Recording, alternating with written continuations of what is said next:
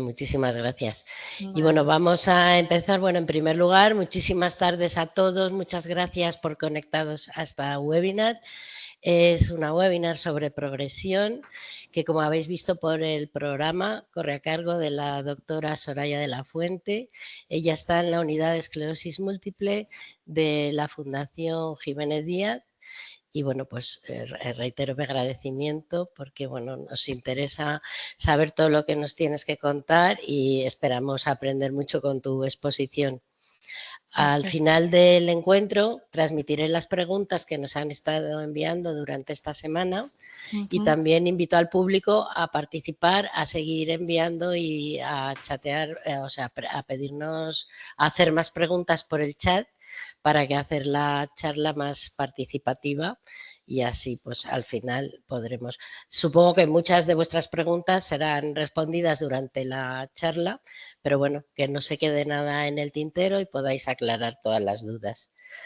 Como en otras ocasiones, y como he dicho, os recordamos que el encuentro va a ser grabado, por eso os ruego que mantengáis el micrófono y la cámara apagado para mejor calidad de la grabación y en los próximos días os haremos llegar lo que grabemos hoy.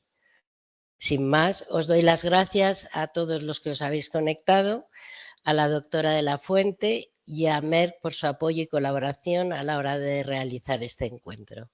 Así que, doctora, cuando quieras. Perfecto, pues voy a compartir la pantalla a ver si... Perfecto, a ver si ahora se puede. Sí, a ver, espero que sí. Hemos probado antes y sí Me que ha se dicho podía. Estíbaliz que sí. Sí. Vale, eso ha sido una faena, pero bueno. No sé si estáis viendo la presentación. Sí, perfecto, sí. Vale, fenomenal. Pues Vale, entonces pues gracias. empiezo. Muy Vale, bien. bueno, en primer lugar, pues dar las gracias a Carmen y a todo el equipo de la Fundación por haber organizado esta charla y haberme invitado, cosa que me hace mucha ilusión. En segundo lugar, a Mer por su participación también en esta sesión. Y en tercer lugar, a todas las personas que estáis detrás de la pantalla escuchando esta charla, que espero que sea enriquecedora para todos y de la que podamos aprender mucho sobre ella. Intentaré responder las preguntas que hayáis ido haciendo dentro de la sesión y las que queden pendientes, pues las resolvemos al final. Voy a hablar, como ha comentado Carmen, de progresión en esclerosis múltiple. Os preguntaréis por qué he puesto al patito feo en la diapositiva y es porque la progresión ha sido durante muchos años el patito feo de la enfermedad, tanto para los propios pacientes, ya que años atrás decirle a un paciente que tenía progresión era prácticamente condenarle a no poder recibir ninguna medicación e ir viendo cómo su enfermedad progresaba sin poder hacer mucho al respecto, y también ha sido el patito feo para los propios neurólogos dedicados a esto, porque es verdad que años atrás no se conocía bien por qué se producía la progresión, tampoco teníamos tratamientos específicos para esto y bueno, pues era la parte de la enfermedad que menos gustaba tanto a pacientes como a los propios neurólogos.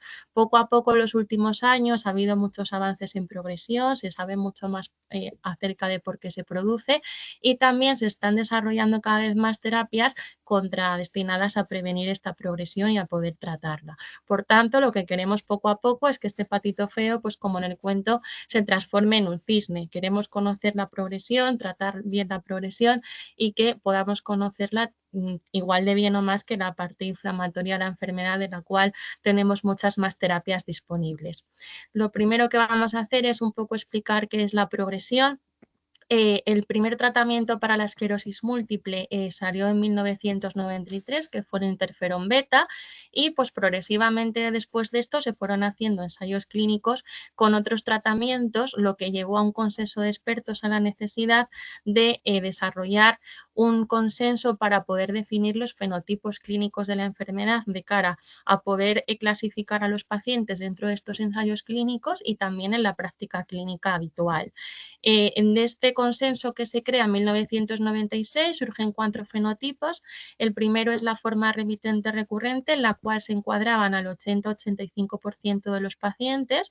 En esta forma cursan brotes. Los brotes, como muchos sabréis, son episodios de síntomas neurológicos que duran más de 24 horas, progresan en el tiempo y posteriormente van cediendo. Estos brotes podían ser como la imagen superior, que hay un brote hay una recuperación total de ese brote y así sucesivamente con el resto de brotes, o como la imagen inferior en la cual los brotes van dejando unas secuelas que poco a poco van dejando discapacidad. Pero en este momento no se contempla que pueda haber progresión independiente de los brotes en este fenotipo de la enfermedad. El segundo fenotipo es una forma primaria progresiva de la cual forman parte el 10-15% de los pacientes. La progresión podía ser lineal, como en la imagen superior, el paciente progresa a lo largo del tiempo de forma continua, o también una progresión en meseta. Hay partes de zonas de la progresión que el paciente se mantiene estable, mientras que en otra va progresando. Un tercer fenotipo sería el fenotipo progresivo recurrente, en el cual se entremezclan fases de progresión con fases de brotes, que en ese momento se decía que en este fenotipo se incluía el 5% de los pacientes. Y por último tenemos un cuarto fenotipo que sería la forma secundaria progresiva, que son aquellos pacientes que previamente habían desarrollado su enfermedad en brotes, pero en un momento determinado de la evolución de la enfermedad comienzan a progresar sin haber tenido un brote.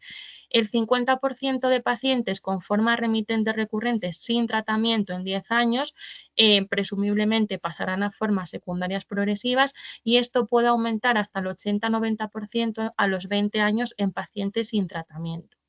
Poco a poco se fue conociendo más acerca de la enfermedad, acerca de los tratamientos disponibles, fueron surgiendo nuevas terapias para la enfermedad, y esto llevó a la necesidad de redefinir estos fenotipos debido al mayor conocimiento que teníamos de la esclerosis múltiple. Entonces, en 2013 se vuelven a redefinir estos fenotipos y entran en escena dos conceptos muy importantes, que son el concepto de actividad y el concepto de progresión. Ya no se entiende la actividad solo como actividad clínica en brotes, sino que cobra mucha importancia la actividad radiológica de la enfermedad, de ahí la importancia de hacer controles radiológicos sucesivos. Y también pues cobra mucha importancia el término de progresión. Actividad y progresión ahora van de la mano, no como en el otro consenso en el cual no existía actividad sin progresión, y ahora sí que se reconoce que puede haber fenotipos de la enfermedad en los cuales estén las dos unidas. Estos son los fenotipos que se describen en este consenso. Aparece el concepto de síndrome clínico aislado, que previamente no existía, que son aquellos pacientes que han tenido un brote pero no cumplen criterios para diagnosticar de una esclerosis múltiple, y se distingue entre activo y no activo en función de actividad clínica y radiológica. Dentro de las formas progresivas tenemos una forma primaria progresiva y una forma secundaria progresiva, y se distingue entre actividad y progresión. Aquellos activos son los que tengan actividad radiológica o brotes, y los que progresen pues son los que van aumentando la discapacidad. Entonces entiendo una enfermedad progresiva activa con progresión cuando hay actividad clínica y o radiológica más progresión, activa sin progresión, actividad clínica y o radiológica, pero no hay progresión, no activa con progresión, no hay actividad ni clínica ni radiológica, pero sí hay progresión, y no activa sin progresión, pues no hay ni actividad clínica ni radiológica, ni tampoco progresión. Poco a poco pues se sigue investigando acerca de la progresión, y bueno, este artículo de Brain de 2022, que Brain es una revista muy importante en neurología, pues ahonda mucho en la pregunta que nos hemos hecho los neurólogos durante mucho tiempo: ¿cómo adquieren los pacientes la discapacidad? Bueno, esta es la escala que usamos nosotros, que muchos conoceréis para medir la discapacidad, que es la escala EDSS, que extraemos de la exploración neurológica que os hacemos en la consulta cuando venís. Entonces, una EDSS de 0 es una exploración normal, y a mayor EDSS, pues mayor grado de discapacidad. Entonces, en este artículo lo que se determina es que existen dos tipos de progresión: una progresión secundaria a los brotes, que en términos médicos llamamos RAW, que son sus siglas en inglés, y una progresión independiente de brotes, que en términos médicos llamamos PIRA. Esto se entiende mejor en estos dos gráficos. En el primer gráfico veis la progresión secundaria a brotes. Un paciente con una EDSS de 1, una discapacidad muy leve, tiene un brote, y secundariamente a ese brote el paciente aumenta su EDSS a 2, es decir, progresa secundariamente al brote. Mientras que en el PIRA, que es la imagen B, pues el paciente tiene un brote, de ese brote se recupera sin ninguna secuela, pero tiempo después comienza a progresar sin que haya ningún brote, que es lo que llamamos la progresión independiente de los brotes. De este artículo se extraen conclusiones muy importantes y muy interesantes, como que los brotes contribuyen a la acumulación de discapacidad desde formas muy tempranas de la enfermedad, que la progresión de la discapacidad en contra de lo que se creía previamente comienza en las formas remitentes recurrentes y es la principal causa de discapacidad, incluso por encima de la progresión secundaria a brotes, que la discapacidad previa y la edad son los principales factores pronósticos de acumulación de discapacidad, es decir, pacientes que sean más mayores y que tengan discapacidad previa, pues tienen más riesgo de progresar a largo plazo. Y también, que esto lo veremos posteriormente, que el uso de tratamientos para la enfermedad retrasa la progresión en años, con mayor beneficio si se inician fases tempranas de la enfermedad. Este artículo de 2022 del BRAIN también es muy interesante porque describe la gran importancia que tiene la progresión independiente de los brotes en la enfermedad, incluso en formas tempranas de la misma. Cuando controlamos los brotes, que sería en la forma remitente recurrente con control de brotes, el 47% de los pacientes van a progresar independientemente de que tengan bien controlados los brotes. Esto asciende hasta el 76,7% en las formas secundarias progresivas y hasta el 83,4% de las formas primarias progresivas. Por tanto, la progresión independiente de brotes es muy importante en la enfermedad. Y este otro artículo es muy interesante también porque describe topográficamente cómo es la enfermedad y la describe como un continuo. Como veis aquí, pues la enfermedad viene representada, en la imagen A representaría el síndrome radiológico aislado, la imagen B síndrome clínico aislado, la imagen C formas remitentes recurrentes, la D secundarias progresivas y la E secundarias progresivas con actividad. La enfermedad viene representada más o menos como una piscina, está dividida en tres partes. La zona roja hace referencia a los síntomas secundarios a la médula espinal y el nervio óptico, la zona amarilla al tronco del encéfalo y el cerebelo y la zona verde a los hemisferios cerebrales. No están colocadas así por casualidad, sino que como veis existe una inclinación en nuestra piscina porque es más fácil detectar, es decir, es más fácil que los síntomas sobrepasen el umbral de agua que vemos aquí en el nervio óptico y en la médula espinal que, por ejemplo, los hemisferios cerebrales. Este umbral de agua que veis aquí sería nuestra reserva neurológica y si hay algún síntoma o alguna lesión que sobrepase nuestro umbral neurológico sería cuando se producirían los síntomas de la enfermedad. Por ejemplo, aquí en el síndrome radiológico aislado vemos que hay dos montañitas que representan actividad radiológica, pero no hay nada que sobrepase el umbral para que se detecten síntomas, por eso nunca han dado síntomas. En el síndrome clínico aislado hay una montañita que sí que sobrepasa el umbral, por tanto es el brote que ha tenido el paciente, y otras montañitas más pequeñas que no lo sobrepasan, pero que están ahí. En las formas remitentes recurrentes, pues tenemos montañitas que sobrepasan el umbral y otras montañitas más pequeñas que harían referencia a la actividad radiológica o a síntomas que no conseguimos ver que no lo sobrepasan. Pero vemos que todas estas montañitas, que son lesiones radiológicas que se acumulan, van disminuyendo nuestra reserva neurológica, es decir, van disminuyendo el agua que tenemos en nuestra piscina y a menor agua en nuestra piscina, pues más progresión y más empeoramiento. En las formas secundarias progresivas, pues hay una acumulación muy importante de montañitas que hacen referencia a lesiones radiológicas y esto disminuye mucho nuestro agua de nuestra piscina, es decir, nuestra reserva neurológica. Y en las formas secundarias progresivas con actividad, sí que alguna de nuestras montañitas supera el umbral para producir síntomas, por eso hay actividad, pero hay una gran acumulación también de otras lesiones que producen que nuestro agua de la piscina, nuestra reserva neurológica, esté mucho más baja. Entonces es una imagen que ilustra muy bien cómo es la enfermedad y cómo las lesiones radiológicas que aparecen, y los síntomas que no se pueden detectar, van produciendo poco a poco una disminución de nuestra reserva neurológica. Por tanto, es muy importante estar atentos a ellos para evitar que nuestro agua de la piscina se vaya reduciendo, ¿no? Entonces, bueno, ¿por qué se produce la progresión?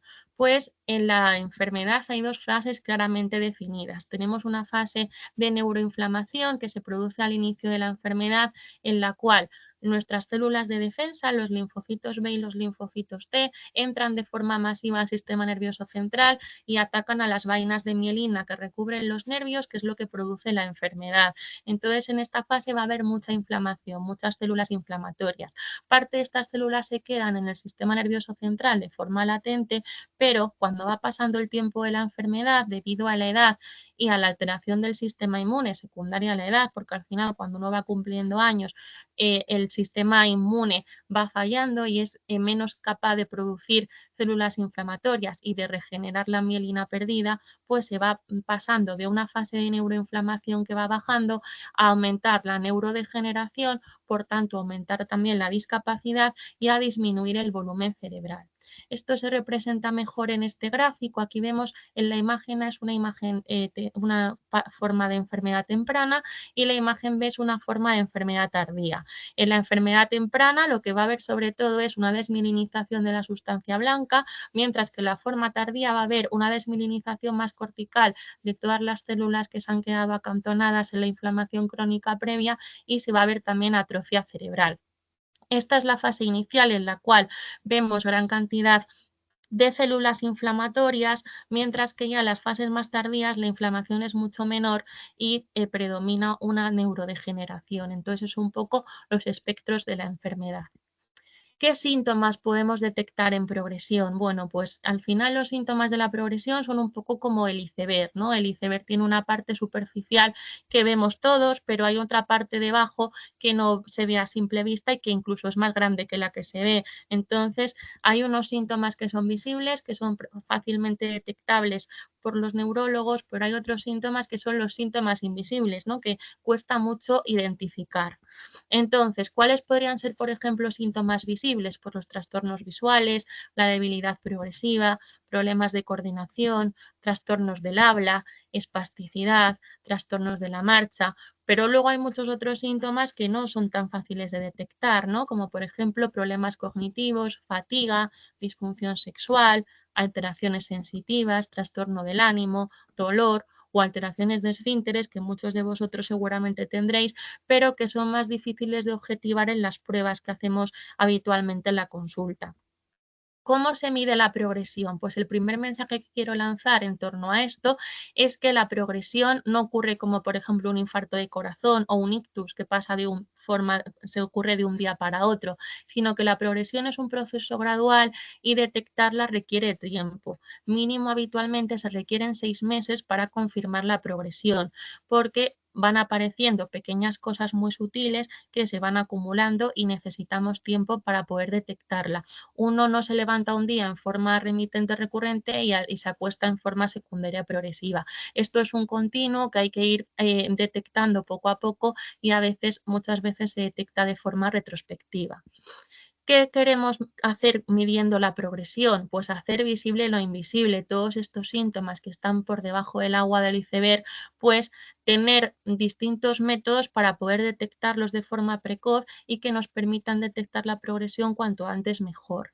Para detectar la progresión se han realizado y hay muchísimos tipos de medidas clínicas, desde la EDSS, que es la escala que usamos más frecuentemente, que surgió en 1984, hasta pues un montón de escalas de cognición, de caminar, de torpeza motora, como veremos ahora, y luego incluso ya pues desde 2018 se pueden hacer exploraciones clínicas con los teléfonos o con las tablets, que también pues se pueden hacer desde casa y son pues bastante útiles.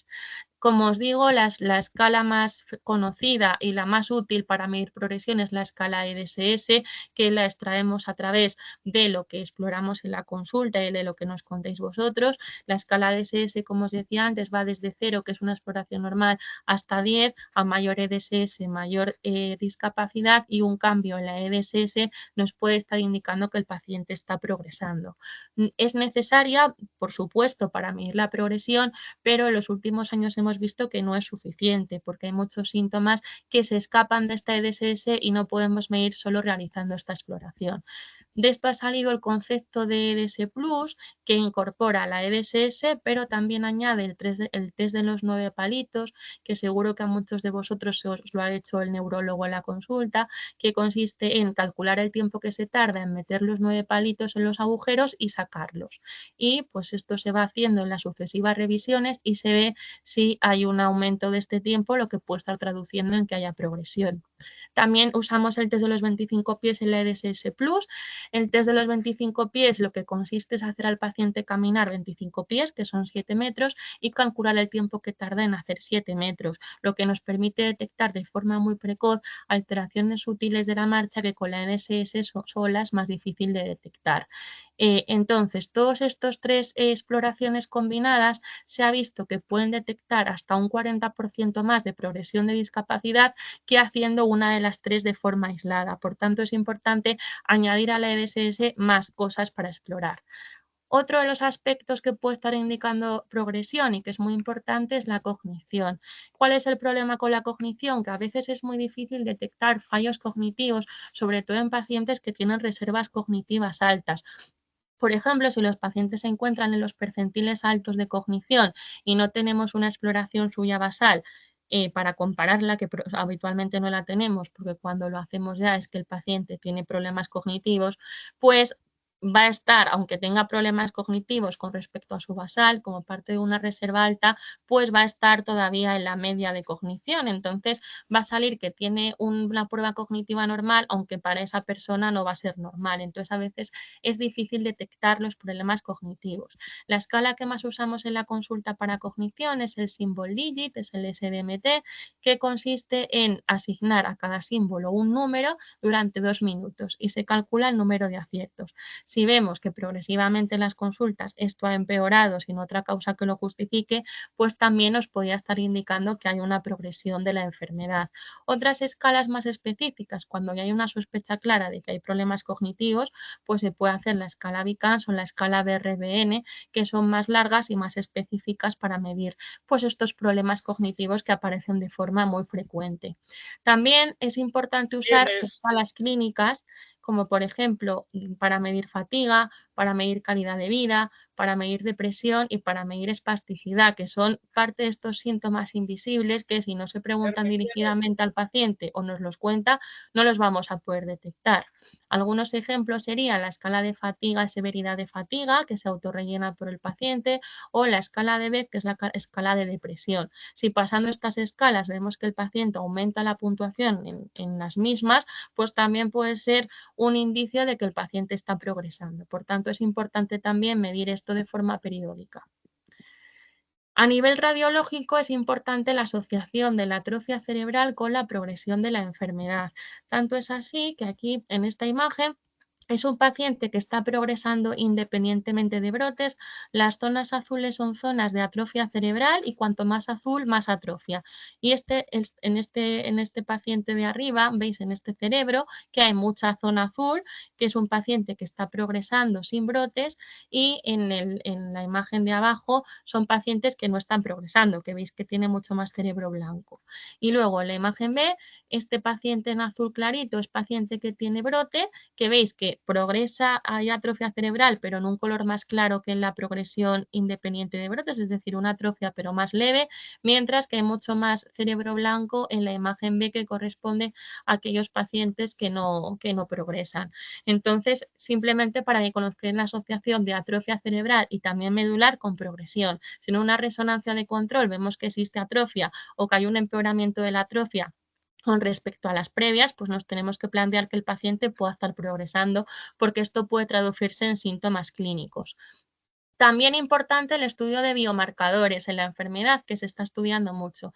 Los neurofilamentos, que muchos conoceréis porque están muy en auge en los últimos años, son un biomarcador que se usa sobre todo para medir actividad de la enfermedad, se usa en fases iniciales de la enfermedad antes del tratamiento para ayudar a su elección y también en el seguimiento para ver si pudiera haber algún tipo de deterioro de la enfermedad o de actividad inflamatoria que no estemos detectando con la clínica. Entonces, Hay otro biomarcador que se usa mucho en progresión, se están haciendo muchos estudios para ella, que es el GFAP. El GFAP lo que se ha visto es que a mayores niveles de GFAP, mayor riesgo de progresión. Por tanto, esta asociación también es importante. Mayor GFAP, mayor progresión. Desgraciadamente, estos biomarcadores no están disponibles en nuestra práctica clínica habitual, salvo en algunos hospitales, pero lo esperable es que en el futuro podamos incorporarlos y también nos dará mucha información tanto para la actividad inflamatoria de la enfermedad como para la progresión. Entonces, bueno, ¿qué tenemos que hacer para diagnosticar la progresión y medirla? Pues un poco lo que os digo, hacer visible lo invisible, no quedarnos solo en una exploración normal, sino ir un poco más allá. Tanto en la anamnesis, que sí que es importante en la consulta, preguntar a los pacientes pues por fatiga, por alteraciones de esfínteres, por alteraciones de ánimo, por todos estos síntomas invisibles que si no, no vamos a detectar en una exploración normal.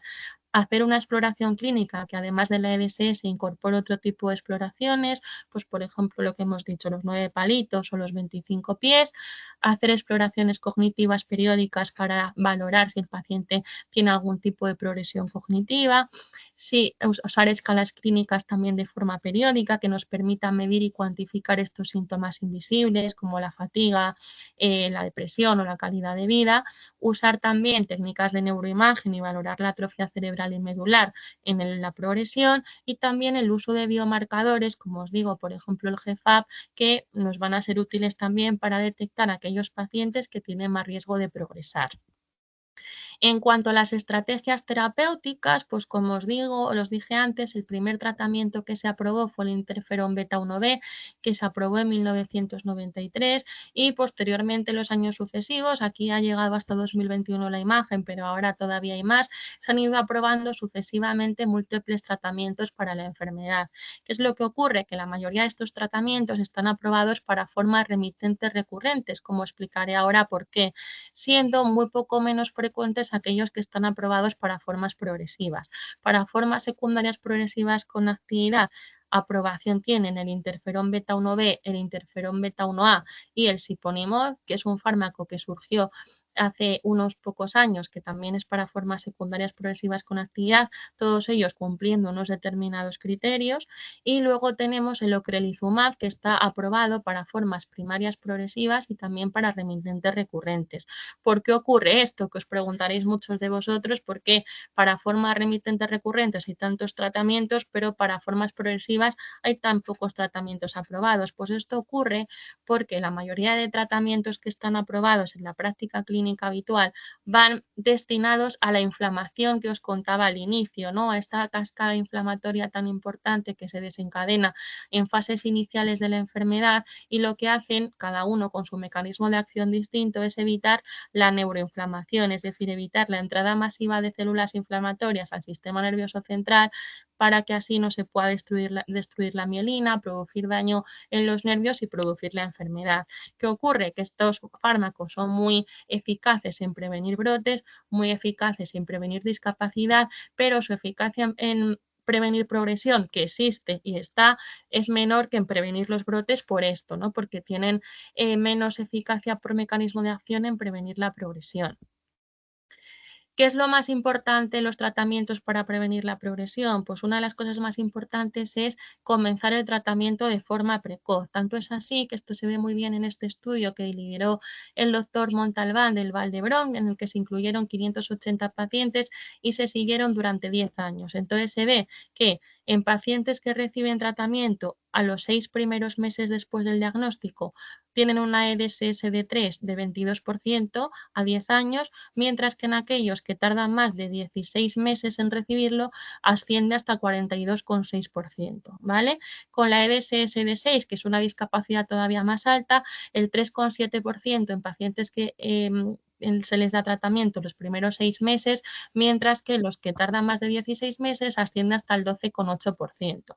Formas secundarias progresivas, 7,4% en pacientes que reciben tratamiento los primeros 6 meses, pero 23,2% en aquellos que reciben tratamiento pasados 16 meses. Y en relación con las tasas globales de progresión, 19,6% de progresión global si se recibe el tratamiento los primeros 6 meses y 30% tratamiento si se recibe el tratamiento pasados 16 meses. Por tanto, el primer mensaje es la importancia del tratamiento precoz en la reducción de la progresión, que es esto lo estamos viendo mucho en los últimos años. Tanto es así que el doctor Montalbán, que está aquí en esta imagen con un grupo de expertos, se reunió en Barcelona a finales del año pasado para redefinir los criterios diagnósticos de la enfermedad, que los últimos son de 2017 y se presentaron en el ECTRIMS de este año, que es el Congreso Europeo de Esclerosis Múltiple, que tuvo lugar en septiembre. Se han presentado los nuevos criterios diagnósticos de la enfermedad, que todavía están en fase de revisión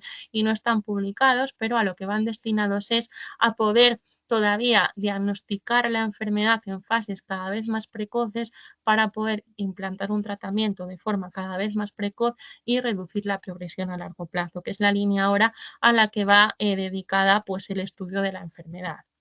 Otro punto importante es que en la esclerosis múltiple debemos hacer una medicina personalizada. A nivel de la elección del tratamiento hay que tener en cuenta múltiples variables, el fenotipo de la enfermedad, qué tipo de enfermedad tiene nuestro paciente, pues si es una enfermedad muy activa con muchas lesiones captantes, si ha tenido muchos brotes, si tiene factores de mal pronóstico, el perfil del paciente también, en qué tipo de paciente nos encontramos. No es lo mismo una mujer en edad fértil que quiere tener hijos que un varón de 60 años, por ejemplo. Las preferencias del paciente, hay pacientes que prefieren fármacos orales a inyectados, otros prefieren lo contrario, hay que tener en cuenta lo que prefiere el paciente y también pues el estilo de vida.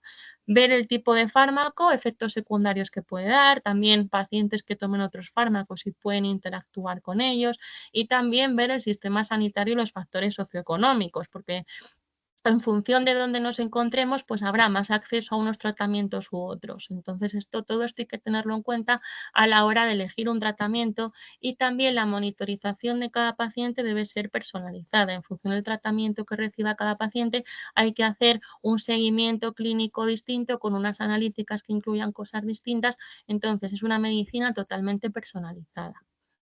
En cuanto a las nuevas dianas terapéuticas, ¿qué nuevos fármacos están estudiando? La verdad es que muchos, tenemos muy buenas expectativas, como contaré ahora en respecto a progresión. Voy a hablar de 3 grupos de fármacos principalmente, de los inhibidores de la BTK, de los inhibidores del CD40 ligando, concretamente el Flexalimab, y de las terapias CAR-T, que algunos seguro que habéis escuchado alguna de estas dianas terapéuticas. Los inhibidores de la BTK son unos fármacos que se han probado previamente en otras enfermedades autoinmunes, como por ejemplo la urticaria crónica con éxito, y se están probando ahora en la esclerosis múltiple. ¿Qué nos ofrece de positivo estos fármacos? Pues como os decía, los antiguos fármacos o los fármacos que ya tenemos actúan sobre todo fuera del sistema nervioso central inhibiendo los linfocitos B y T, pero estos fármacos van un paso más allá, actúan dentro del sistema nervioso central en células como la microglía o los macrófagos que están muy implicados en la progresión de la enfermedad. Por tanto, su efecto de la progresión se prevé que va a ser muy importante. ¿Cuáles son los inhibidores de la BTK que se están estudiando? Pues todos estos que veis aquí. Actualmente se encuentran en estudio 6 inhibidores de la BTK. Y lo bueno es que se están probando para distintas formas de la enfermedad, no solo para remitentes recurrentes. Por ejemplo, para secundarias progresivas, primarias progresivas. Entonces, son fármacos que tienen muchas expectativas en progresión. La mala noticia salió el año pasado porque el evobrutinib falló en su ensayo clínico de fase 3 que comparaba con teriflunomida, que es un fármaco que muchos conoceréis, incluso muchos estaréis tomando ahora, y falló el evobrutinib, pero de este ECTRIMS de septiembre nos llegan muy buenas noticias con otro de los tratamientos que es el tolebrutinib. Entonces, se ha visto que el tolebrutinib en formas remitentes recurrentes versus teriflunomida, que es un tratamiento activo que usamos en la práctica normal, reduce el 29% la discapacidad a largo plazo. Concretamente, se ve aquí que con tolebrutinib la discapacidad es del 9,9%, mientras que con la teriflunomida es de un 13,2%. Por tanto, en este estudio fase 3 nos traen resultados muy buenos con el tolebrutinib. También otra gran noticia que no solo nos ha traído resultados muy buenos frente a formas remitentes recurrentes, sino también en formas secundarias progresivas sin brotes, ¿vale? Otro estudio en fase 3 ha demostrado, en estudio comparaba tolebrutinib con placebo y se ha visto que el tolebrutinib reduce el 31% de riesgo de progresión frente a placebo. Con el placebo progresaban el 37,2% de los pacientes y con el tolebrutinib el 26,9%. Por tanto, son noticias muy buenas y muy esperanzadoras con estos fármacos. Tenemos todavía que seguir haciendo estudios con ellos, quedan también pendientes los resultados de los ensayos clínicos de los otros inhibidores, pero son fármacos en los cuales pues tenemos mucha expectativa de que vayan a funcionar y también en progresión. Luego otro fármaco del que quiero hablar es el frexalimab. El frexalimab es un fármaco que inhibe el CD40 ligando, que es como un receptor que se une a otras células. ¿Qué tiene de bueno el frexalimab? Pues que lo mismo que los inhibidores de la BTK, además de actuar contra la inflamación, también actúan en el sistema nervioso central, como veis aquí, frente a células que también están implicadas en progresión. Por tanto, también nos da bastantes esperanzas para progresión de la enfermedad. Este estudio en fase 2 lo que se vio que tenía resultados muy positivos el frexalimab. Esto es el número de lesiones que aparecen captantes de contraste cuando se hace la resonancia, cuando decimos que hay lesiones que captan contraste que están activas, pues con frexalimab a dosis de 1.200 miligramos y con 300 miligramos hay estadísticamente significativo una reducción de lesiones activas del 89 y 79% respectivamente con respecto a placebo. Por tanto, son resultados muy buenos en actividad radiológica. ¿Qué se está estudiando ahora con frexalimab? Pues hay 2 ensayos clínicos activos actualmente en fase de reclutamiento, uno para formas secundarias progresivas sin brotes y otro para formas remitentes recurrentes, en los que también tenemos puestas muchas esperanzas y veremos pues evolutivamente en los próximos meses qué resultados nos ofrecen. Y también quería hablar de las terapias CAR-T que se están usando mucho también en los últimos tiempos. Las terapias CAR-T básicamente se empezaron a utilizar para los tumores, concretamente sobre todo en tumores hematológicos. Lo que consiste es extraer sangre del paciente, se extraen linfocitos T, que son unas células de defensa, se alteran en el laboratorio para ponerles un receptor específico frente a otra molécula y se vuelven a inyectar en el paciente. Entonces, cuando estas células T modificadas entran de nuevo en nuestro torrente sanguíneo, pues en el caso del tumor, pues atacan a la célula cancerosa. Y esto pues ha tenido resultados muy positivos en distintos tumores, sobre todo hematológicos. El siguiente paso ha sido probarlo en enfermedades autoinmunes. Ya tiene resultados positivos en lupus, por ejemplo, y ya ha habido el primer caso reportado, los primeros casos de pacientes con CAR-T en esclerosis múltiple. Eso es un caso que se ha reportado este año de 2 pacientes. Uno de ellos era un paciente con una forma remitente recurrente que progresó y luego se le puso crelizumab, y el segundo es una forma primaria progresiva. Y a 100 días se ha visto que la EDSS de ambos pacientes se ha mantenido estable con la terapia CAR-T y que no ha habido efectos de seguridad importantes. No ha habido ningún problema de seguridad grave con estos tratamientos. Por tanto, son también noticias muy esperanzadoras de estas terapias. Se van a empezar también a reclutar pacientes para estas terapias para tanto formas remitentes recurrentes como para progresivas. Hay ensayos que están en marcha en fases de reclutamiento y también pues tenemos mucha esperanza puesta en estos tratamientos. Luego, por último, voy a hablar de las terapias de remilinización por petición popular, porque he visto varias preguntas a este respecto. Las terapias de remilinización también se están usando, se está haciendo muchos estudios en los últimos tiempos. Básicamente, lo que consisten es que, como en la esclerosis múltiple, lo que se produce es una pérdida de la mielina por la propia enfermedad, nuestro sistema inmune puede regenerar esa mielina hasta cierto punto, pero no totalmente. Cuando no es capaz de regenerarla por completo, pues se produce un daño de los nervios con sus consecuentes lesiones en la resonancia y brotes de la enfermedad. Estas terapias, por lo que van destinadas es a favorecer que este nervio pueda remielinizarse, es decir, esta mielina pueda volver volver a su estado original, evitando así pues actividad de la enfermedad.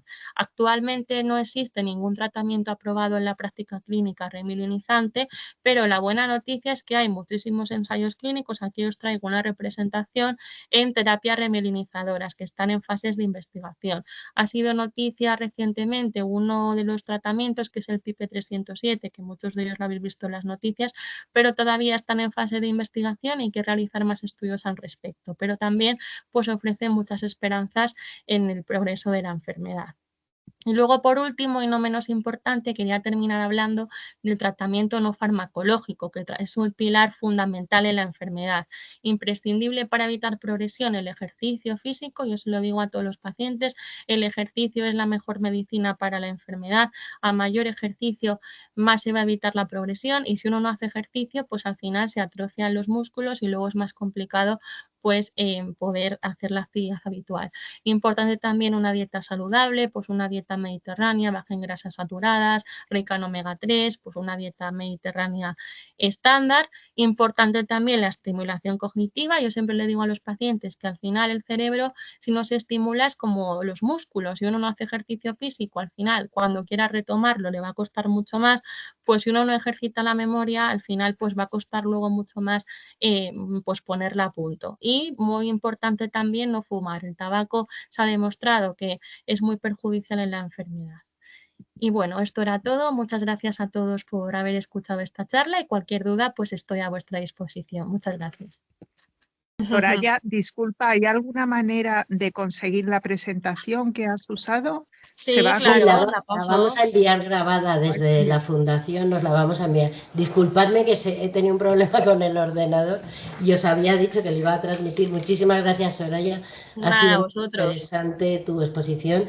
Es verdad que sabemos de la gravedad de la enfermedad, pero sin embargo es muy esperanzador todo lo que nos has contado sobre los tratamientos y sobre indicadores y, en fin, nosotros desde la Fundación, sabiendo la importancia de visibilizar los síntomas, porque ahora sí disponéis de fármacos para poder tratar y la importancia de tratar precozmente, pues tenemos en marcha un programa que se llama Cuéntame cómo te sientes, para acompañar a las personas a identificar esos síntomas. Y una de las preguntas va por ahí, dice que qué síntomas, cómo se pueden identificar, o sea, que si se evidencian y se identifican claramente esos síntomas, o bueno, un poco nos lo has contado en la exposición, pero si quieres puntualizar un poco ahí.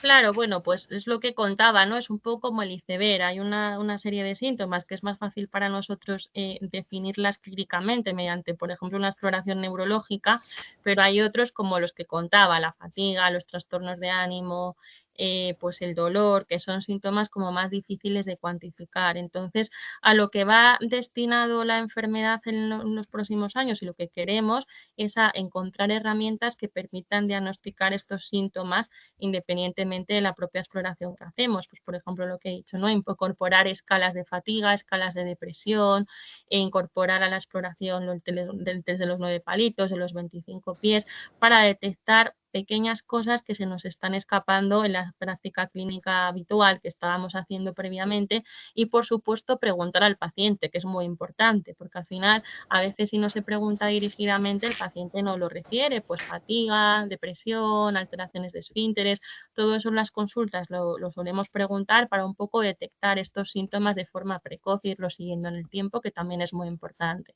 Claro, de ahí nuestro programa de Cuéntame cómo te sientes, que lidera nuestro psicólogo David Lozano, y hemos pensado, lo pusimos en marcha hace 2 años con ese objetivo, ¿no?